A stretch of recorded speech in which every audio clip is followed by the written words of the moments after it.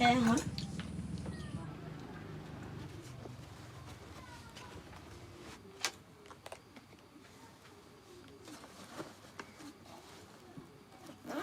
Kading ni ke beroi wi. Gol kus kok ya ko ya.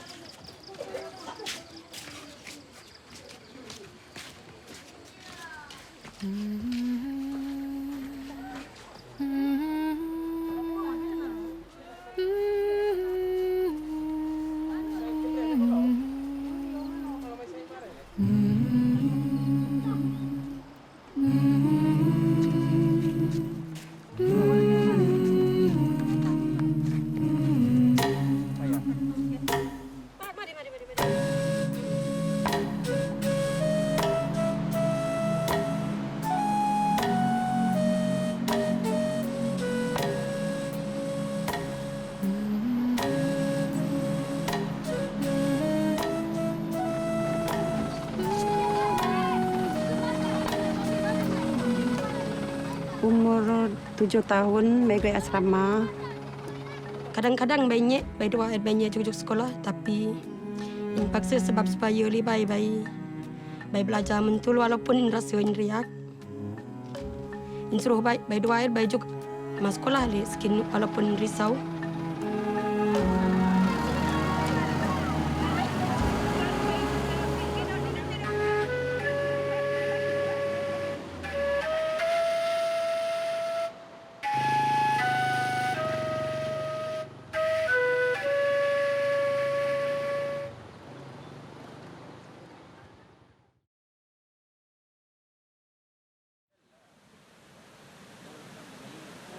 Cik adalah seorang hik ku Malaysia.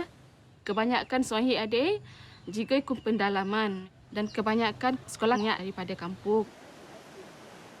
Kena menek nai, nai hot kena nai berpendidikan. Jadi nai berkorban, nai ngeng kena nai juga nak asrama walaupun nyak julina sendiri.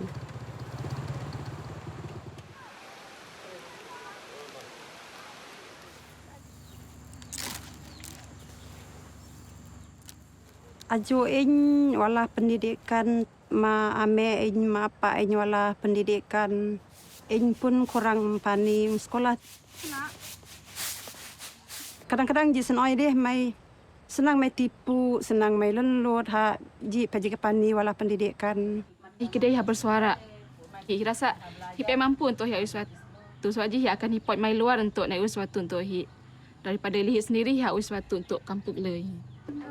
Oleh kerana proses pembinaan komuniti, maka joy perubahan telah berlaku. Seorang hik aji sendiri boleh naik seringi ma keperluan ku kampung. Jadi oleh kerana Aji memberi individu bersama dengan MRT dan juga ketua kampung kumpul bersama nak bincang tentang penubuhan sekolah komuniti supaya habis sangat ada ke pendidikan rohani dan juga pendidikan kebendaan. Kemudian mau nak kampung Aji sekolah komuniti. Nyok adalah pendek. Nyok adalah pendek. Tangan. Saya ili manah entem debeh kelas saya sekolah komuniti. Nai hunan lak nai jadi guru sekolah komuniti.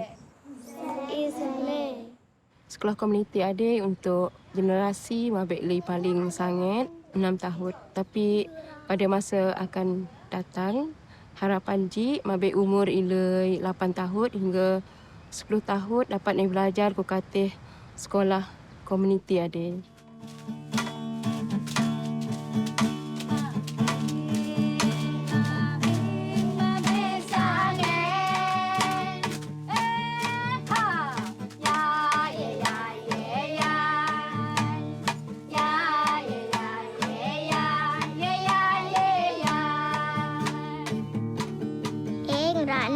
Jadi doktor. Jadi mereka baju semua hit. Berkhidmat ajar membek saya.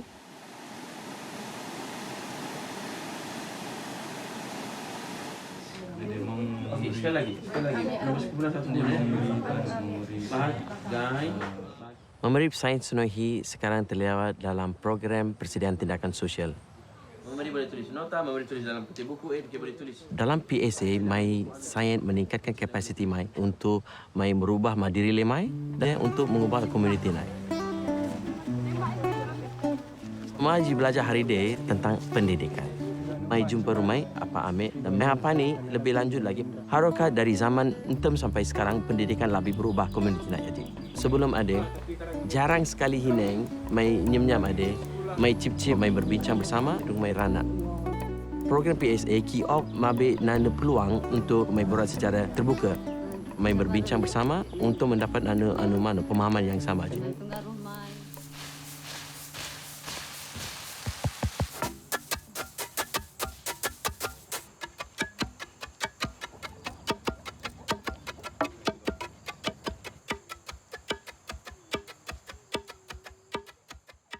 Mentem, kedua lagi kurang lagi bersuara. Suara ambil keras lagi lah dia kuat. Dan ambil kedua adik naik ku belakang. Lepas ni juga naik kedai dah horok ni haui pilihan ku kata kehidupan nak. Tapi konon sebab ni proses institut kedor ku baharisan hadapan. Mentem naik hine tapi hunan naik berani naik cuba.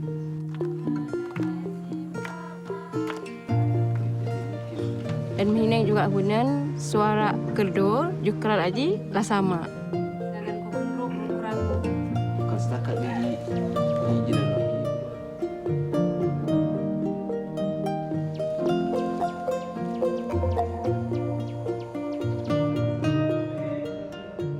Juga naik bantu ketua kampung Aji untuk mengurus hal-hal kampung. Ada suka lingkungan ini. Kalau itu apa dia? Dari segi hal-hal pentadbiran, naik bantu dari segi surat menyurat. Dan orang ni hakui kerja Aji secara sistematik. Daripada Aji juga, ketua kampung Aji dapat kisah rengit secara seluruh.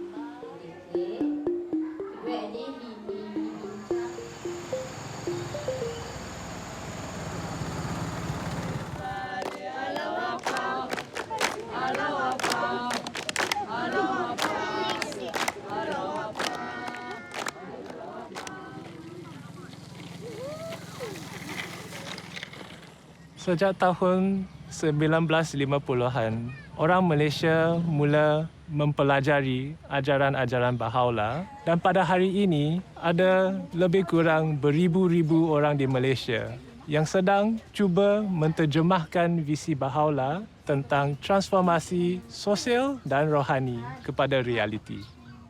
Dan perubahan yang kita melihat ini ia dimulakan oleh penduduk tempatan mereka tersendiri.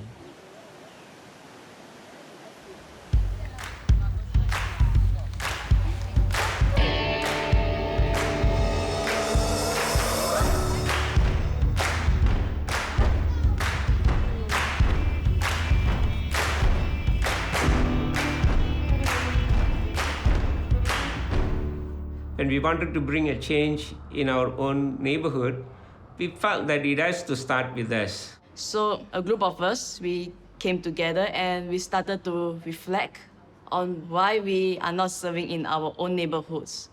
Why do we serve in other neighborhoods but not in our own neighborhoods? We felt like our neighbors were too busy and they would not be interested in coming together. But we have never even spoken to our neighbors, so how would we know if it was true or not? So we decided to go outside and just talk to our neighbors. At the first day we went out, we did not meet any neighbors and the streets were empty. And so we said it's okay, we can try again tomorrow. But when we went on the next day, again we did not meet anyone. And this happened for 10 days. It was a little discouraging and some of us thought that maybe we should give up. But then we said no, we should not lose hope and we should keep going out. And finally, we met a few neighbors and started having conversations with them.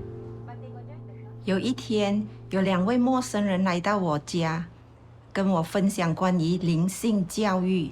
他们就讲要邀请我家的小孩参加儿童班和青少年班。我就想到我的女儿时常放学回到家就爬到楼上，然后看电话，很少出来跟别人互动啊。我知道这个是一个很不好的现象，我就想到哇，灵性教育的确可以帮助到他。我放学一回到家，就直接进我的房间里面，然后很少跟我的父母沟通，尤其是我的妈妈。我基本上呢是属于那种零沟通、零交流，然后就是很少会表达我自己的内心的一个人。我第一次去我邻居家参加青少年小组的时候，我是非常抗拒的。我在那里，我对全部人都不认识，然后我也很抗拒，因为我的妈妈，所以她就叫我去参加这个小组。在这边，我交流了很多那些新的邻居啦，也表达了很多我自己的想法。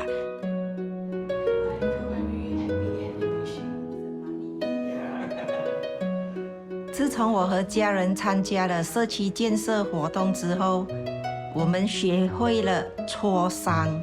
我看到了孩子们比较善于表达他们的意见，也比较乐意跟我们分享他们的内心世界，这让我们拉近了彼此的感情。我比较多跟我的妈妈还有我的家人一起交流沟通，我们的家里的那个团结精神更提高了一层。还有这些快乐的这些故事，然后最后就是这样子。OK， 其他就给他们带快乐给小朋友。对。我现在也有帮忙以及协助我妈妈的儿童班。我们教的这一班，有些孩子呢是有学习困难的。我们除了教导儿童班课程，我们也教他们学习和阅读。所以每当他们会阅读的时候，以及有一些进步的时候，我是真的很开心以及很激動。然後至少我在幫忙我媽媽的兒童班，而不是躺在我的家裡看電話。Hold on tight and you won't have any.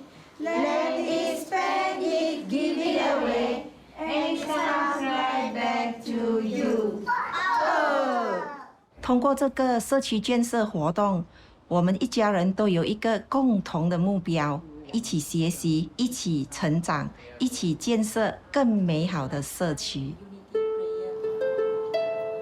现在我和我的邻居去邀请其他的邻居参与这个社区建设活动，因为我认为每个人都应该有一个机会认识并参与这个活动。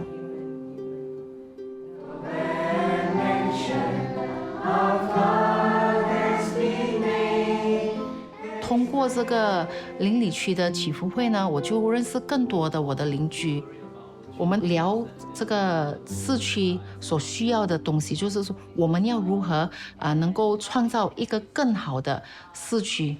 参加了邻里区祈福会过后，我和我的先生，我们都发现到我们自己也能够举办在我们的家一个祈福会。上帝啊，指引我，保护我。之前呢，我们的家庭呢没有一起祈祷的，可是我的舅舅啊，我的阿姨，他们是信仰巴哈伊的，所以已经有很多年了。他们会邀请我过去他们的家，然后我们吃了饭过后，我们就一起祈祷。但我没有想过我自己也会有一天主动祈祷。那现在我发现到，因为我们有这个祈祷的习惯，每一天我们一家人一起祈祷，变得我们的家庭变得更加融合，更加平静。觉得好像有一点黏这样子哎，平常很麻烦。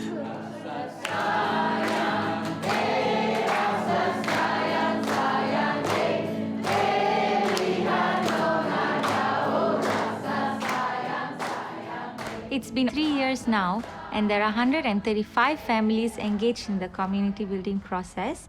How we organize ourselves is by having groups of families. So each group of families, they pray together, plan service projects together, and they even have outings together.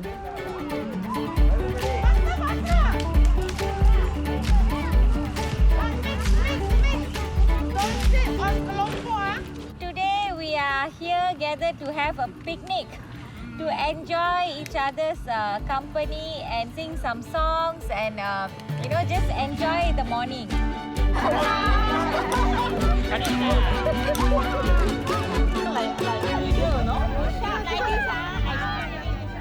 Sebagai ahli majlis, saya berasa bangga dapat bekerjasama dengan Bahá'í Community. Saya mendapati Bahá'í Community menyediakan platform kepada penduduk setempat untuk berkumpul, mengeratkan hubungan dan mewujudkan semangat kejiranan.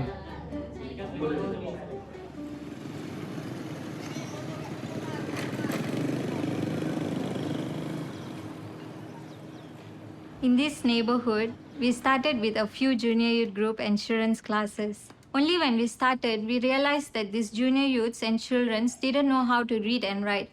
They can't even recognize alphabets. So to help them, now we have started literacy classes. Okay, what is this? Hey. Hey. Hey. Hey. Okay, what is this? Yes. Yes. Yes. Yes. Okay, what is this? Eyebrow. Eyebrow. Eyebrow. What is this? Finger. Fingers.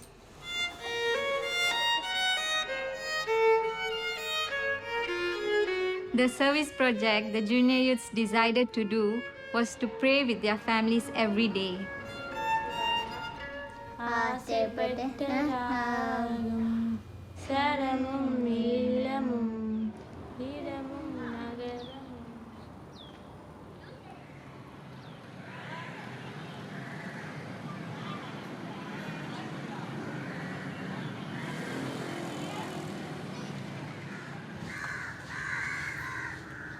I grew up from this neighborhood where it is characterized as an overcrowded place with many people living nearby each other.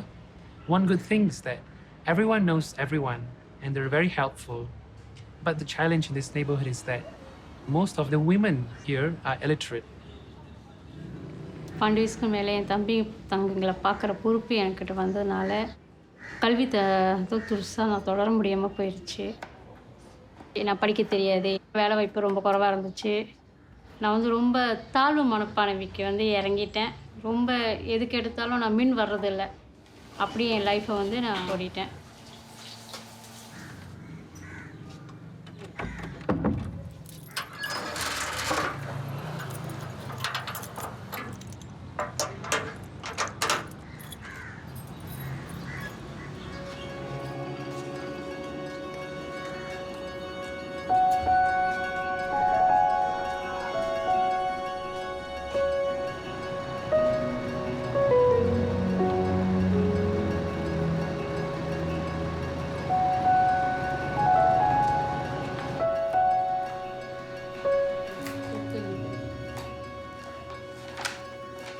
ஒரு அம்மாவாக இருந்து என் பிள்ளைக்கு வீட்டு பாடம் சொல்லிக் கொடுக்க முடியல.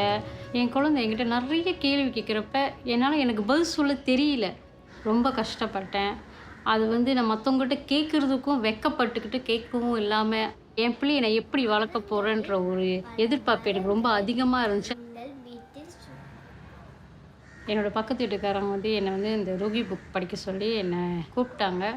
எனக்கு படிக்க தெரியாத ஒரு விஷயத்தினால நான் வந்து எனக்கு தெரியாது எனக்கு வேணான்னு அவங்ககிட்ட சொல்லிட்டேன். அவங்க திருப்பி படிக்க தெரியலாம் பரவாயில்ல, நீங்கள் வந்து பாருங்கள். இந்த ரூபி புக்குனால் எழுத படிக்க நான் கற்றுக்கிட்டேன். எனக்கு நான் சோர்ந்து போகிறப்பெல்லாம் என்னை தட்டி எழுப்புகிற ஒரு அப்துல் பஹா ரைட்டிங்ஸ் தான் எனக்கு நினப்பு வரும். எதுக்காக நீ படிக்கப்பட்டாயோ அந்த நிலைக்கு நீ உயிர்வாய்க. எனக்கு அந்த துணிச்சல் வந்துச்சு. நான் துணிஞ்சு பேச ஆரம்பித்தேன்.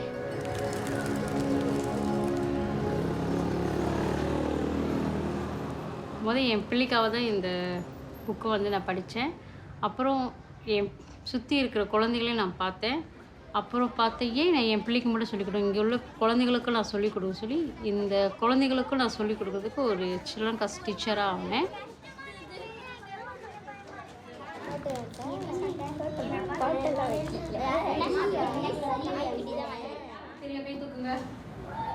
நீங்கள் சொல்லுங்க.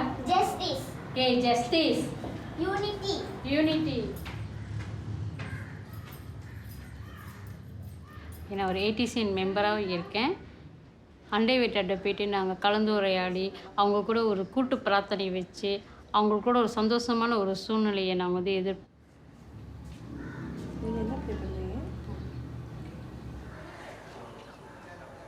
Many of the juniors in this neighborhood are engaged playing video games, social media for the whole day. Their vision for their future is very cloudy. But when they come to this junior youth program, they started to have a vision for their life in the future. They also start to think about what are the needs of the community and how they can serve them. இன்னைக்கு காலையில் நாங்களாம் வந்து service project செய்ய வந்திருக்கோம். இப்போ வந்து இந்த line இல்லாத போது இந்த மோட்டார் சைக்கிள்லாம் வந்து சாதாரணத்துக்கு அப்படியே பார்க்கிங் பண்ணிட்டு போயிடுறாங்க. மோட்டர்லாம் வந்து தனக்கு மேலே தன்னை அப்படியே சாஞ்சிட்டு விழுவுது. அதனால வந்து இந்த சில்ட்ரன்ஸுக்கெல்லாம் வந்து கொஞ்சம் ஆபத்து. அதனால தான் வந்து நாங்கள் வந்து இந்த பார்க்கிங் லாட் சார்ட் அடிக்கிறோம்.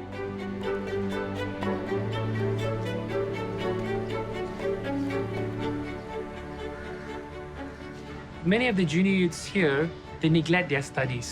So since I have a junior youth group, I'm helping them to focus on their academic studies because we would like to raise junior youths who are both academically and spiritually progressed.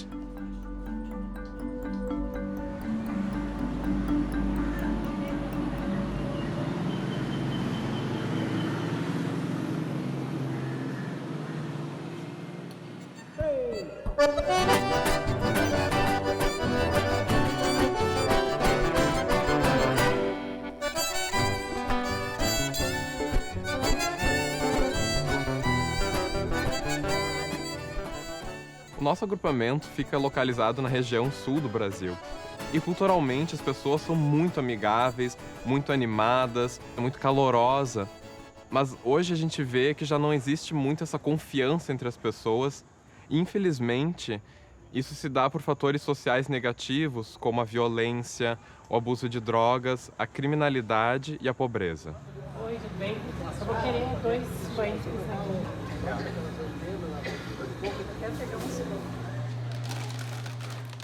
Antes o pessoal se assustava à noite, agora é dia e noite. Os mercados têm grades nas portas justamente para se proteger. As famílias estão assustadas com o grau de violência que está ocorrendo, preferem se fechar nas suas casas e a insegurança começa realmente a gerar o isolamento. Vai a volta da pronta, parou por aí. Tá, e daqui tudo que me Alguns anos atrás, um grupo de amigos começou a se reunir todos os dias aqui na vizinhança.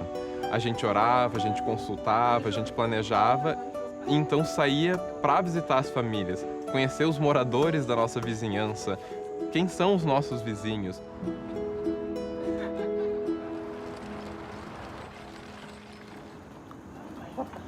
A vida que eu levo aqui, às vezes ela é difícil, às vezes ela é fácil, né? Depende muito do dia, né? Eu cuido das minhas crianças sozinho, né? Há 9 anos. E às vezes vêm os amigos aqui também, ajudam, né? Aí eu reúno todas as minhas crianças e a gente ora todo mundo junto. E isso se torna um pouco mais tranquilo, né? Mas ele é mais alto. Pode levar. Conforme a gente foi visitando as casas e conhecendo mais gente, descobri que todo mundo quer o bem, assim, para o nosso bairro. A gente percebeu que as visitas aos lares, elas são a base para a construção de comunidade. O nosso conceito de visita aos lares também começou a mudar, né, a se transformar. Porque antes a gente tinha muito essa ideia que a visita aos lares era uma coisa muito formal. A gente até pensava em qual tópico ia conversar, a gente tinha marcar com a pessoa que ia receber. Mas na realidade, a visita aos lares ela é uma coisa muito mais natural. A gente visita esses vizinhos com uma grande frequência. A gente acaba conversando sobre temas que envolvem as suas vidas. Então, as visitas aos lares, ela criou esse espírito de unidade e de amizade entre os amigos aqui da localidade. Todos foram convidados a fazer parte desse processo de transformação de comunidade. Eu tenho 14 anos e eu sou professora, dou aula de crianças.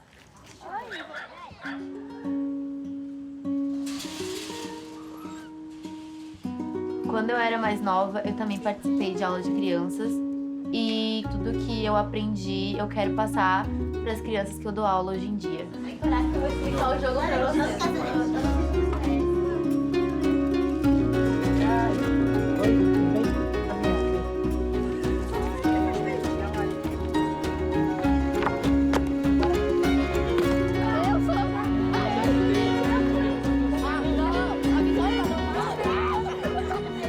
Hoje, no nosso grupo de pré-jovem, a gente decidiu que deveria ter algumas mudanças no nosso bairro. Decidimos que seria melhor colocarmos lixeiras por causa da poluição. E outra coisa que o nosso grupo decidiu foi em colocar luzes na vila, porque quando está de noite não dá para ver nada. Eu adoro que ele faça parte do projeto, porque ele mudou bastante. Antes ele não fazia nada em casa. Aí agora ele me ajuda a limpar a casa, ele me ajuda com a louça, ele me ajuda no geral. Ele aprendeu a orar, ele trouxe oração para dentro da casa da gente. Na família, é muito bom essas orações. Vamos fazer oração, gente? Atualmente, quase todas as famílias do bairro têm uma reunião devocional na sua casa e isso mudou muito a atmosfera do bairro. Exterior com a luz matinal da tua graça. Antes, o bairro era tão perigoso que a gente não conseguia chamar um táxi aqui, porque eles tinham medo de vir aqui. Hoje em dia, nosso bairro é muito mais seguro, que ninguém mais tem medo de vir aqui.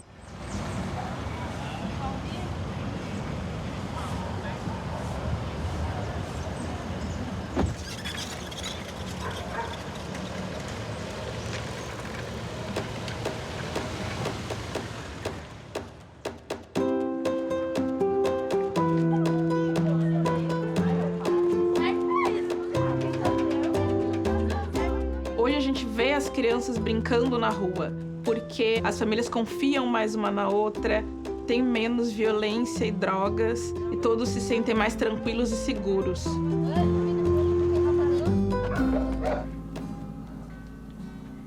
Descansando, certo? É que ele tem a Júlia, mas tava tudo certo e tudo mudou. E ela queria passar maquiagem. Eu faço parte de um grupo de família aqui na minha rua. A gente pensa junto em alguma coisa boa que a gente pode fazer para nossa comunidade. Poucos dias teve um ciclone e rapidamente esse grupo de família e amigos que se juntaram para ajudar as pessoas que estavam precisando de agasalho e alimento. Sim, a gente vai conversando.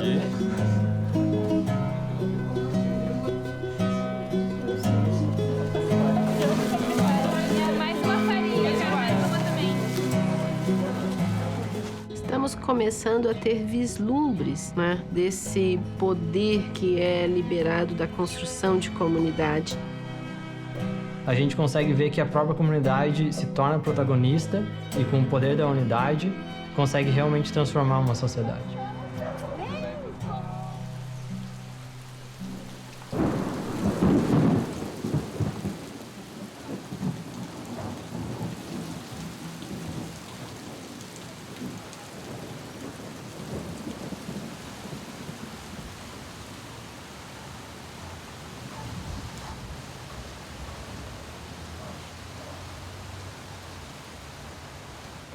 Muitos dos pré-jovens começam a trabalhar com uma idade muito nova. A principal atividade que eles exercem, então, é coletando e separando materiais recicláveis, do quais eles vendem para poder ajudar a família a comprar alimentos e materiais de necessidade básica.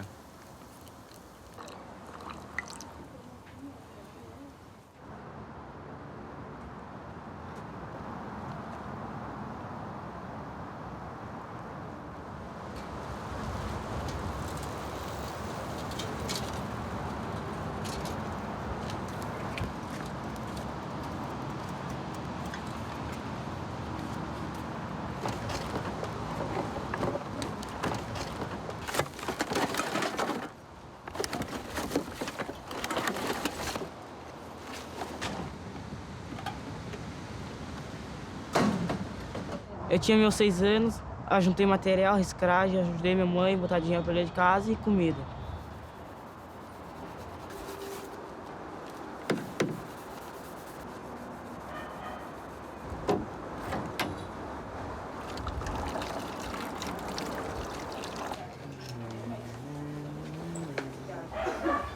Um dos desafios que nós temos aqui, então, é que muitos jovens começam a sair cedo da escola. Os meninos, porque eles têm que ajudar as famílias financeiramente, então eles acabam saindo da escola para trabalhar. Ou porque se envolvem com drogas. As meninas, porque engravidam muito cedo. Tenho 4 filhos, tive a minha primeira gestação com 14 anos e tive que abandonar a escola. Mas hoje a minha meta é que eles concluam o colégio, porque é muito importante, né?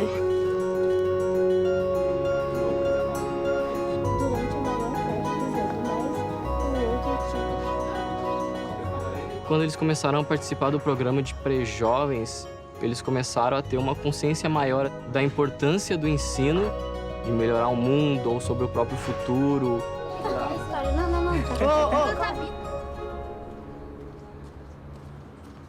Eu tenho 14 anos, eu vou para a escola e eu gosto muito porque aprende.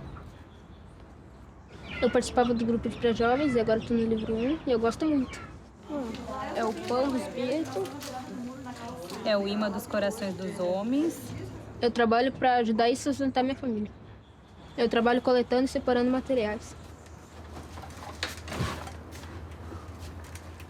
A maioria desses pré-jovens, então, agora faz parte do programa de pré-jovens. A gente observa que, mesmo eles continuando trabalhando com reciclagem, eles não estão mais largando a escola e a gente consegue até observar que tem uma melhora nas notas deles.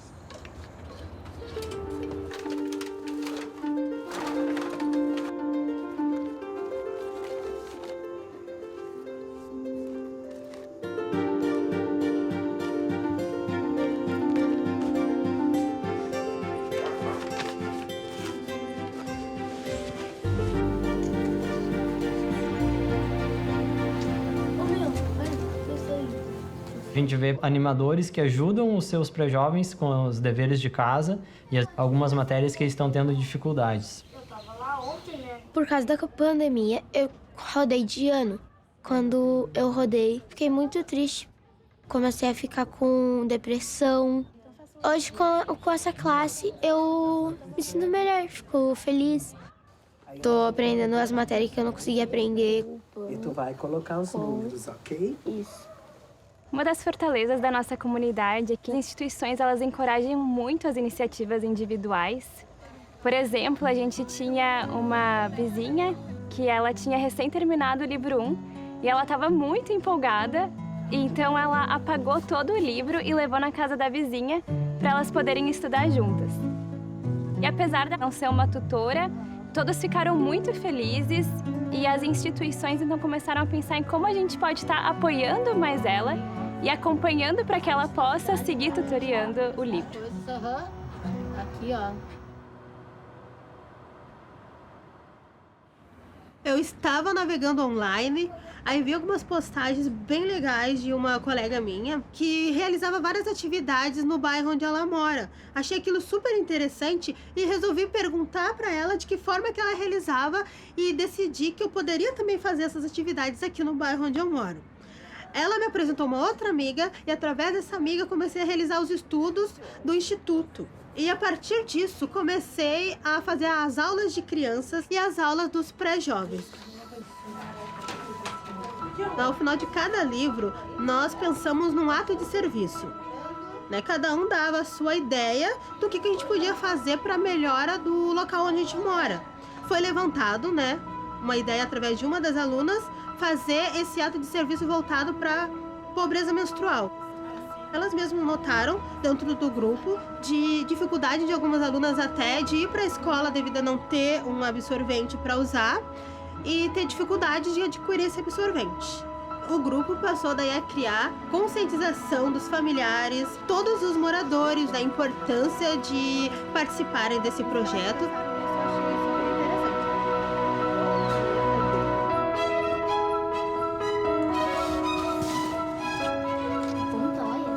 Criaram uma caixinha para coleta desses absorventes. Todos os moradores, os pais, familiares ajudaram a arrecadar, pegaram a caixa e levaram até a escola e onde ficou lá para todas as alunas utilizarem. E hoje em dia uma aluna continua à frente desse projeto e assim nenhuma da aluna mais passou a faltar aula, por esse motivo.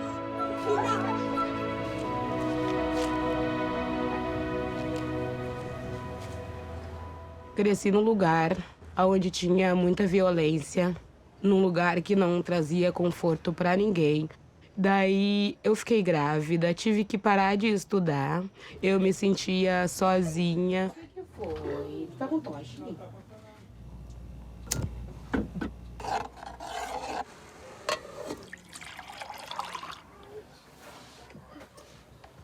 Nossa, mas é um ator, né? E quando eu conheci a fé Bahá'í, eu encontrei que realmente ali estava o propósito que eu tanto procurava e que eu não sabia mais aonde encontrar.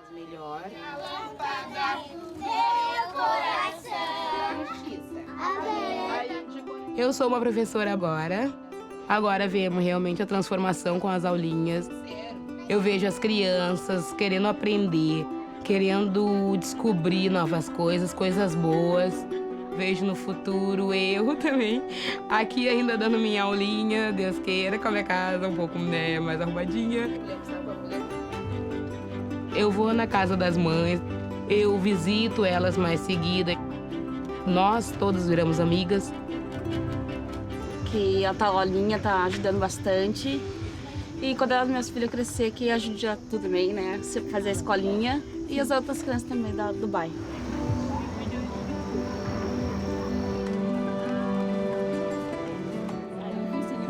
E aí o vizinho ouviu. Eu e as outras mães nos reunimos com frequência. Falamos sobre os filhos, falamos sobre oração, falamos sobre nossas vidas. A gente está se ajudando bastante, querendo realmente que dessa comunidade surja algo bom mesmo.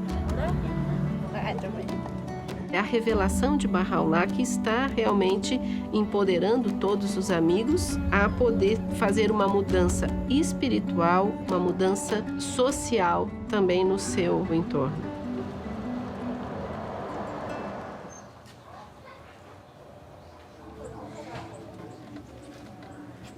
Minha vida foi, desde assim de novo, foi só no crime. Eu fui envolvido com drogas, estive num mundo de violência. Eu fiquei preso durante 10 anos da minha vida. Perdi meu filho, perdi minha esposa, perdi meu irmão no mundo das drogas. Cada vez mais as coisas ficavam difíceis. A fé Bahá'í me ajuda a tirar desse buraco. As orações me ajudaram muito a suportar essas dores, né? Graças a Bahá'í, hoje sou uma pessoa melhor.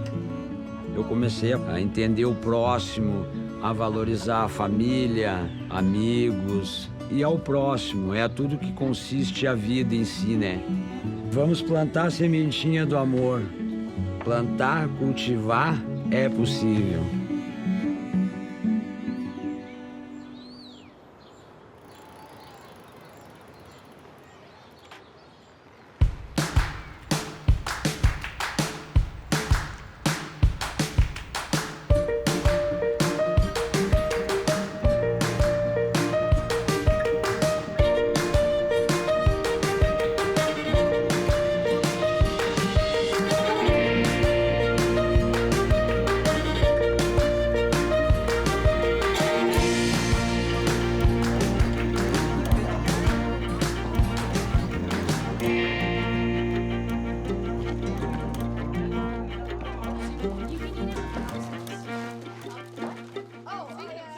Many people don't have enough money to buy food and are hungry, so we decided to take action and help them out. We visited over 40 families and shared a service project with them, which led to them donating food. And now we're going to take that food that we collected and donate it to a food bank. I'm the president of this neighborhood association. Our neighborhood has actually become much more unified in the last couple of years, and I think that is due in large part to junior youth groups that have been meeting here. They would come out and play, and they would meet to plan their service projects, and the neighbors started noticing this and really feeling a sense of community that these kids have started creating.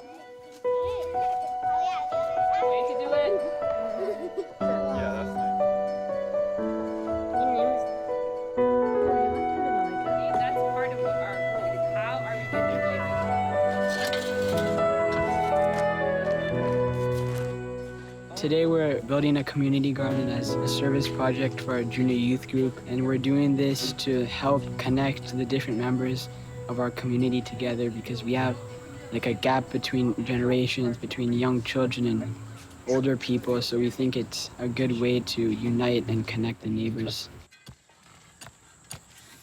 I'm in my last year of high school, and I've been co-animating a junior youth group for about a year now.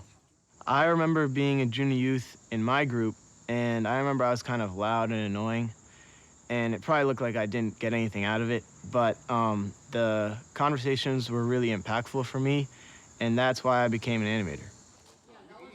What are some of the attitudes? I just completed a year of service within my neighborhood. It was really nice to be able to contribute to the neighborhood that I was living in. I've been so blessed in these last couple of years to have not only a nucleus of friends that I'm serving alongside and that are supporting me, but also I've had the support of the families in the neighborhood that I feel like I can consult with and really come to unified decisions about what we should do next and how we should approach things. I used to create this false dichotomy in my mind in regards to what counted as service. I was like, okay, only my junior youth group or only my children's class is service.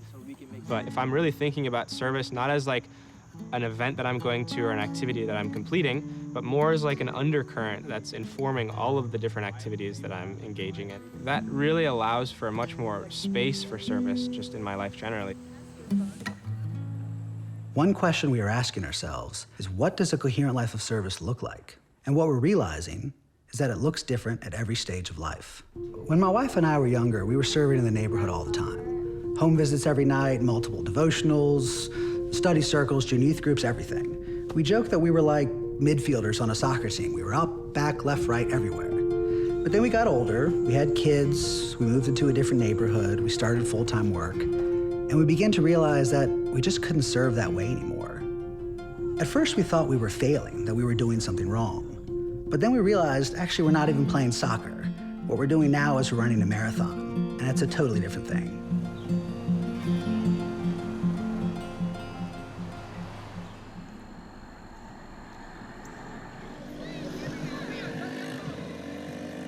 We're a group of friends and neighbors who come together on a regular basis to think about what are the needs of our community, how we can work together, how are we thinking about the well-being of everyone in the community.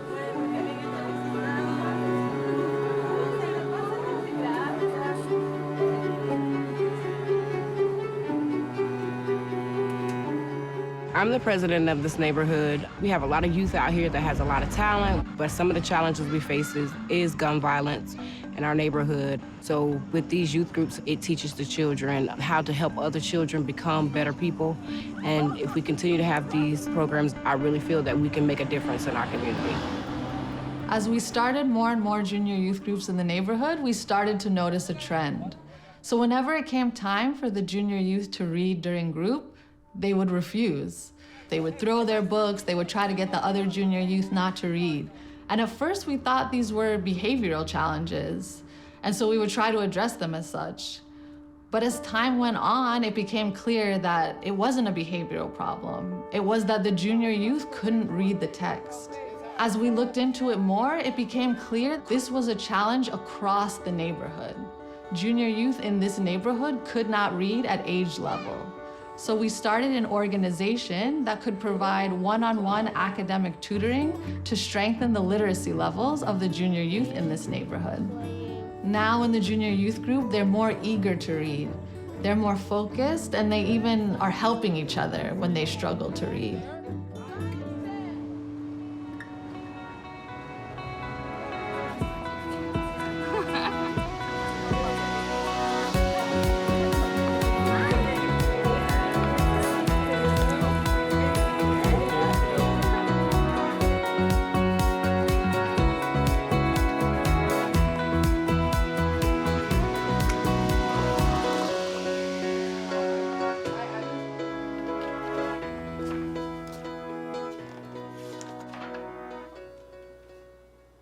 My roommate and I are both students, and we've been exploring ways to build community in our neighborhood.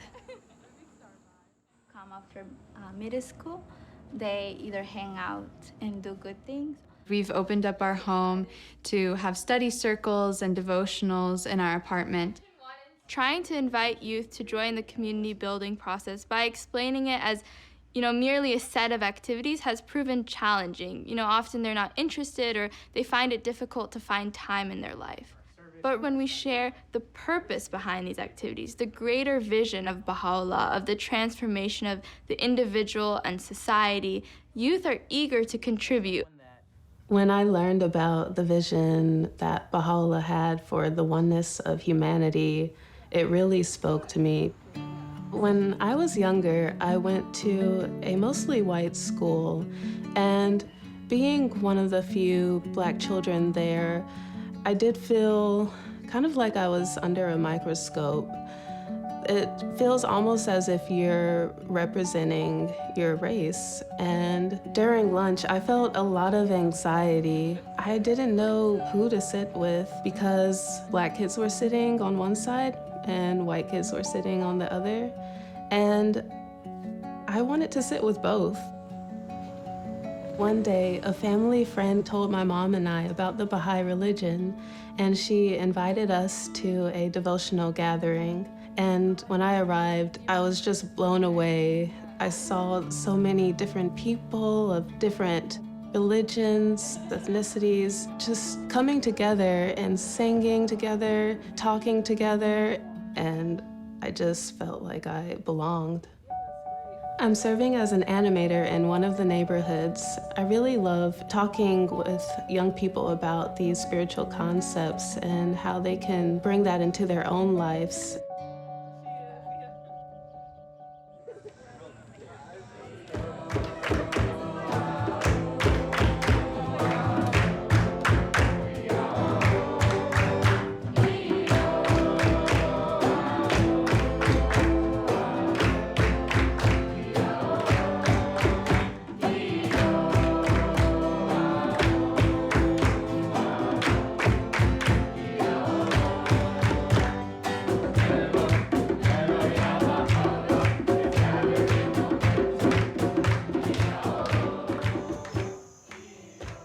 In a time that was really polarizing and I was feeling fairly isolated, I was looking for more authentic connection, and I thought maybe some of my neighbors would be too. And so I decided that I would just try to invite my neighbors to become part of a devotional gathering.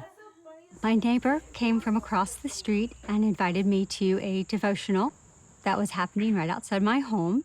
And it was just perfect timing because I was feeling incredibly isolated and looking to find meaningful connection. Since then, I've been going to the devotional for the past 2 years, and it has just been a tremendous source of support and just a fantastic community to become a part of. So powerful is the light of unity that it can. We have several activities in our neighborhood.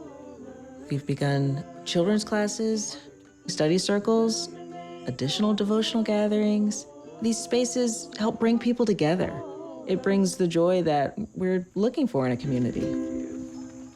One of the things that I'm really grateful for is that I have a friend in the neighborhood who, from the beginning when we first started our devotional gathering, has been there alongside me. We are consulting and talking about how these activities are going, how we can support each other, and it really helps to have another person to do this with.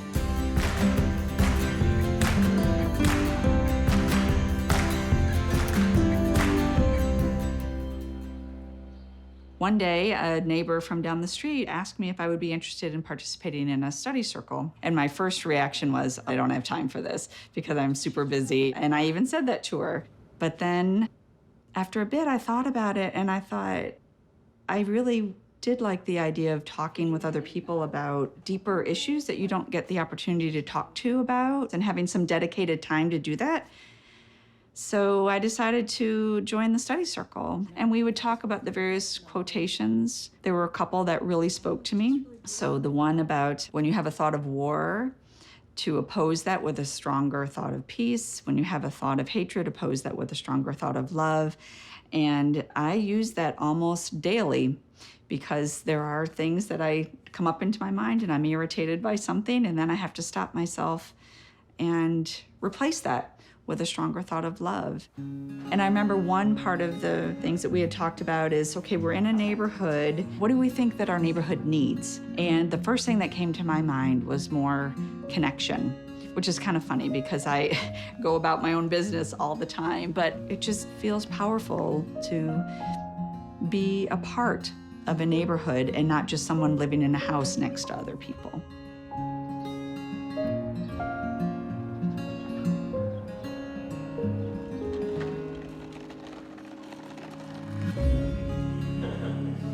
We are a group of families that come together on a regular basis to plan, reflect, and support each other in our community building activities. One of the spaces that we've created is called Meaningful Conversations. We invite others through both social media and through personal friendships. This is a space in which we read quotations around a given topic. We use these quotations to inspire an uplifting conversation. This is really helping all of us to keep these spiritual ideas in the forefront of our mind and carry them into our actions throughout the week.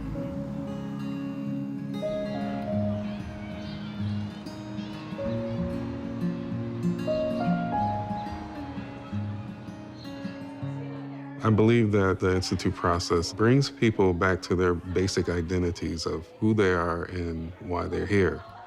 As an African-American male, in this society, my identity has been defined for me. I'm seen as angry, violent, untrustworthy, ignorant, and a threat.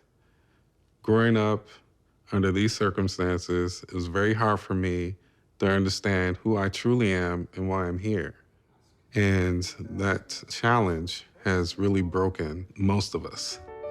But studying the writings and understanding that actually I'm created noble and spiritual, then that relieves all of those burdens. And then I see myself as a spiritual, noble human being.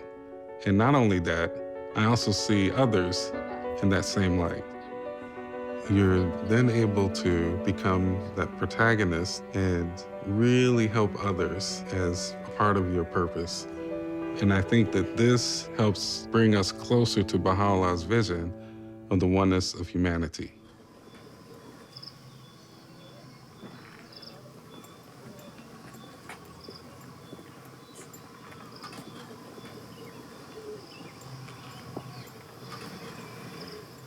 Bye.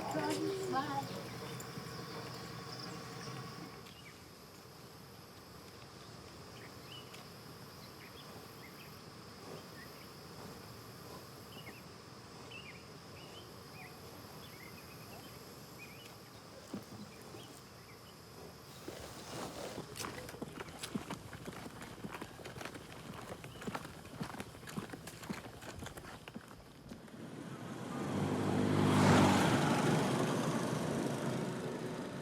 Nilipokuwa mtoto, hamu yangu ilikuwa ni kuwa mwalimu.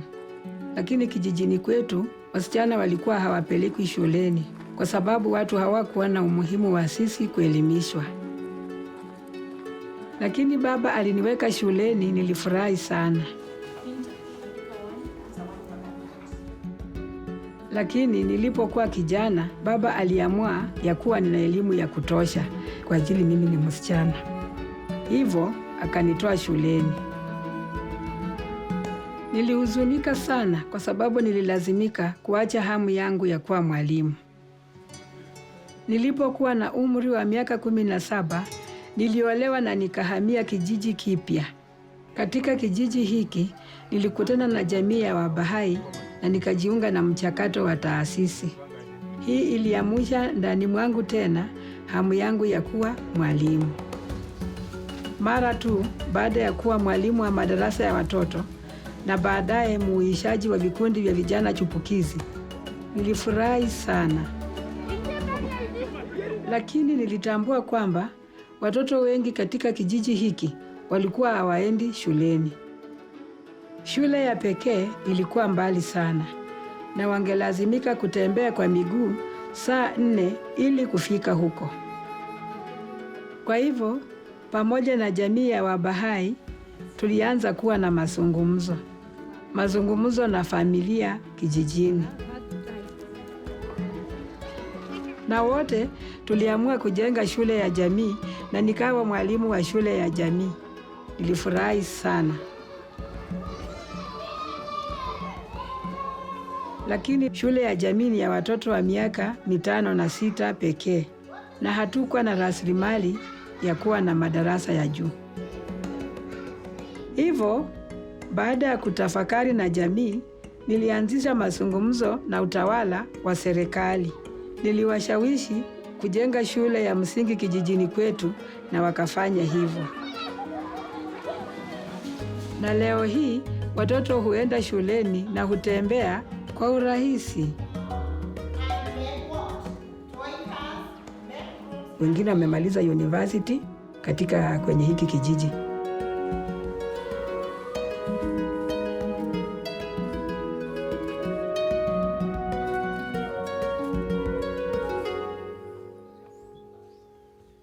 The Baha'i community here has been learning how to translate Baha'u'llah's vision of a spiritually and materially prosperous society into action. Through the Training Institute, we began to learn about the role of education in this endeavor. Kati wa kuelekea shuleni, muende salama, ingie mbio, salimia walimu. Haya, tuonane. Bye.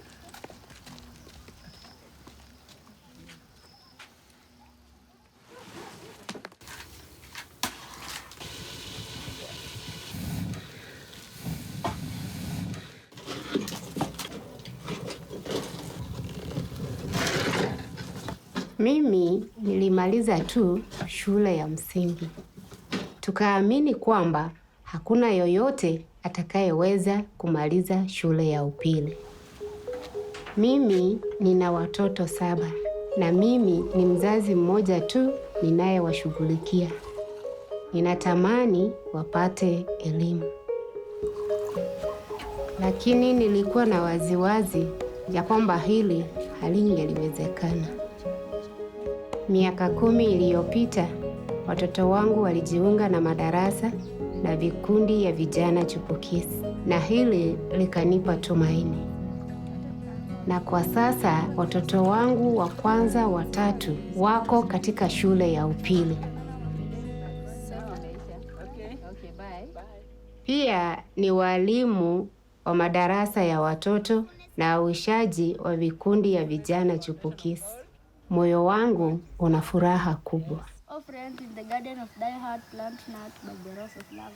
Wow, good. Can you clap for him?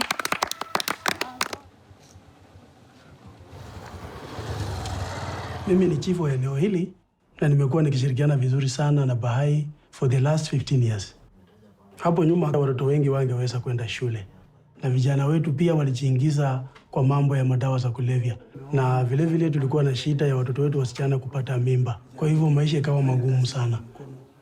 Tulianza kushauriana na Baha'i community kuhusu watatusaidia namna gani mambo haya, kwa sababu hawa wako na uzoefu mkubwa sana wa kuembawa vijana wetu. Chief pamoja na wazee wa kijiji mara kwa mara hushauriana na baraza la kiroho la kijiji na kutafuta mwongozo kwa masuala yanayohusu maslahi ya jumuiya. When we raise our consciousness to begin to think about the transformation of the entire village, we began to think of how to involve everyone. And as a result of that, we began to move together as a whole.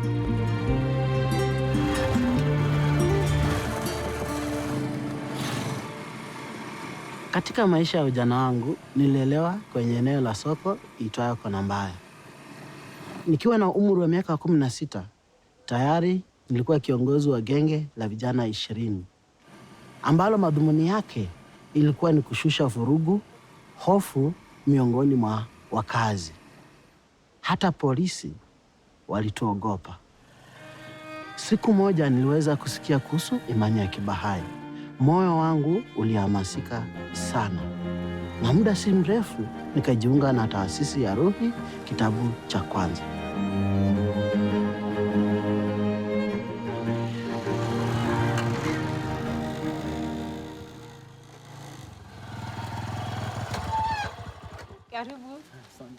Leo hii mimi ni mrahisishaji wa ukuaji wa cluster na nawatembelea watu kijijini, kuwatia moyo na kuwasaidia kwenye juhudi zao za uandaaji wa mikutano ya ibada na ziara za majumbani.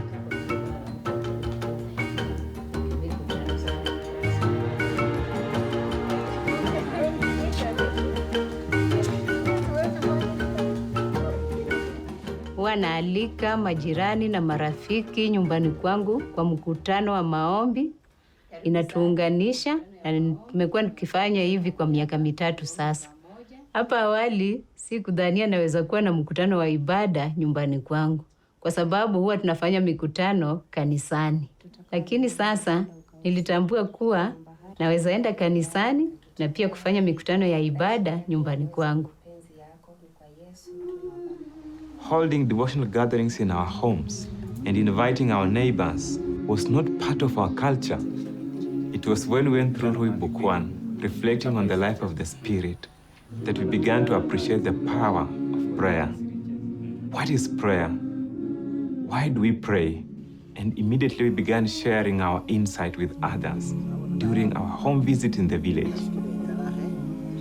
Today, the habit of praying together in our homes has become part of our lives.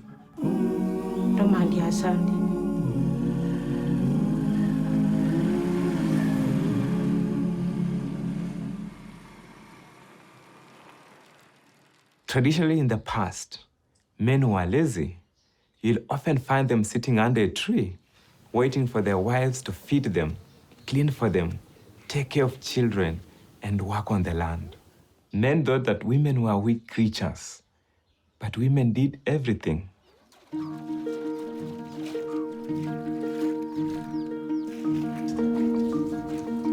If someone saw me washing my wife's clothes, it would be the talk of the village. People would point fingers at me, saying, I'm not a man, that my wife controls me.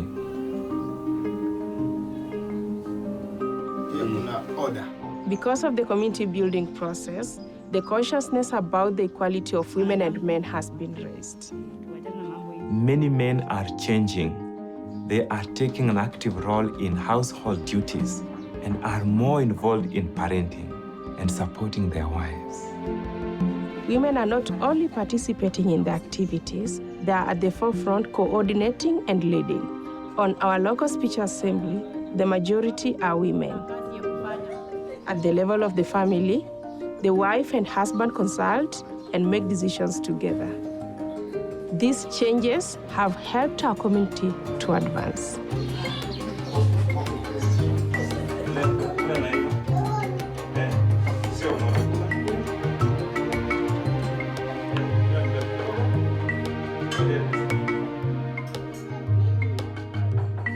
The community building process created for us a foundation for social action efforts to advance.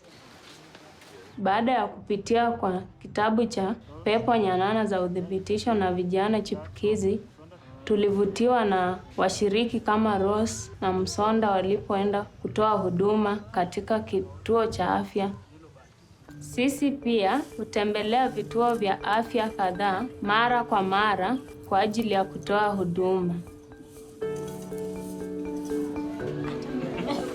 Mimi ni mkurugenzi wa hiki kituo cha afya. Mimi huwa na furaha wakati vijana wanakuja kutusaidia katika vitengo mbalimbali vya usafi kwa hiyo hospitali.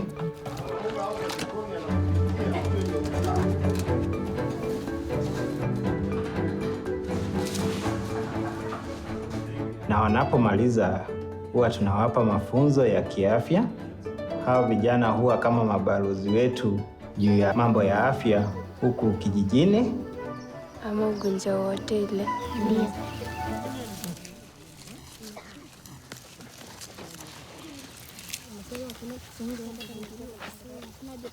Mradi wa vijana chipukizi tumekuwa nao kwa muda wa miaka 2. Tunapanda aina mbalimbali ya mboga ili tuwe na lishe bora. Pia tunauza mboga kwa ajili ya kununua kalamu na kitabu kwa ajili ya shule. Na pia tunanunua mbegu na kupanda mboga zaidi.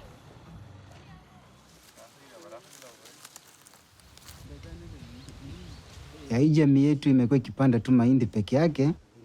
PSA imefanya tumejua kwamba tunaweza kupanda vitu vingine kama vile mboga na matunda. Pale awali familia yangu ilikuwa inatumia pesa mingi sana kwenda sokoni na kununua mboga na matunda. Lakini kutoka nitimu katika masomo ya PSA niliweza kupanda vitu tofauti nyumbani. Nimepanda mboga aina tofauti, nimepanda na matunda. Sasa hizi familia tuhitaji kwenda sokoni kununua vitu. Sasa hizi wanahifadhi pesa na hizo pesa zinasaidia kufunza wale wadogo wangu. Sasa hizi familia yangu iko na furaha, mambo yote yanaendelea jinsi ambavyo yanafaa kuwa.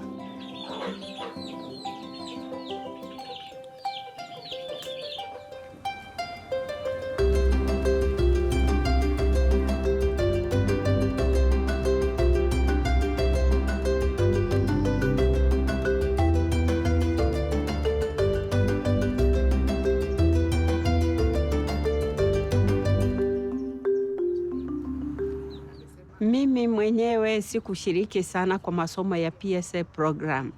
Lakini sababu ya mapenzi ambayo tuko nayo kama community, mimi bado tumeyapata hayo masomo ya PSA program kama ukulima, kupitia kwa marafiki na majirani.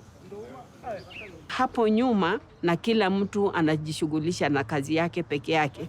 PSA program ilitusaidia kuanza kufanya kazi pamoja.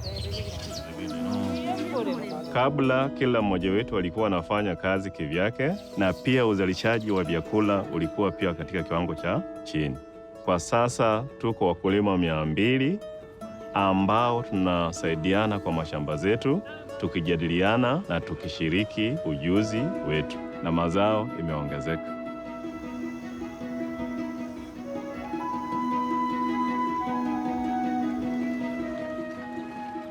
Worship and service have become the center of our lives, and we are so honored that the first local house of worship in Africa is here in Matunda soil.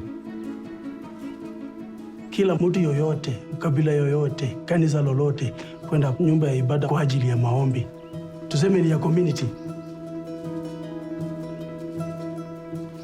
Now with the house of worship, many families go and say prayers together very early in the morning before they go to their daily activities.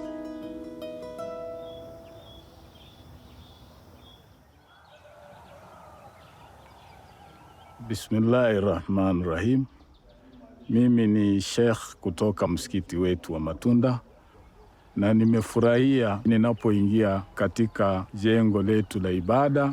Nikiwa ndani, nashukuru Mwenyezi Mungu, napata utulivu kama ule utulivu ambao huwa niko msikitini. Imelete mabadiliko makubwa katika mjitamai wetu. Assalamu alaikum wa rahmatullahi wa barakatuh.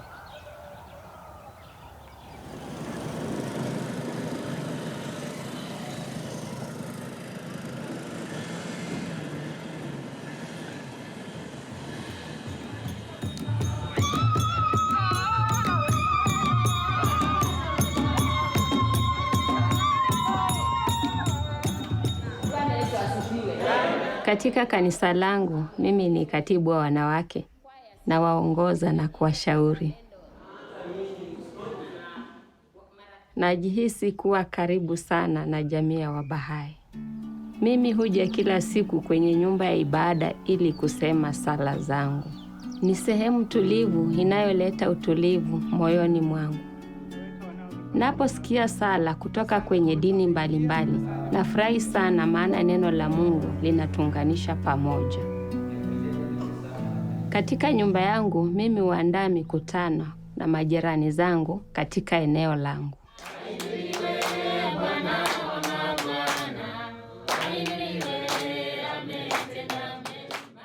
Sisi ni kikundi cha familia 15, hukutana kila wiki. Sisi ni majirani kutoka dini na dhehebu mbalimbali. Tunasali na kushauriana kuhusu mambo ya jamii. Kwa mfano, tunazungumzia tunawezaje kumsaidia kila mtoto kupokea elimu ya kiroho na ya kimwili. Tunafurahia mikutano hii kwa sababu tunajifunza mengi kutoka kwa kila mmoja na kusaidiana. Today, we no longer see each other as members of different religions, tribes, class, or gender. Because of the revelation of Baha'u'llah, we see each other as members of one community, recognizing that together we are the protagonists in creating a spiritually and materially prosperous society.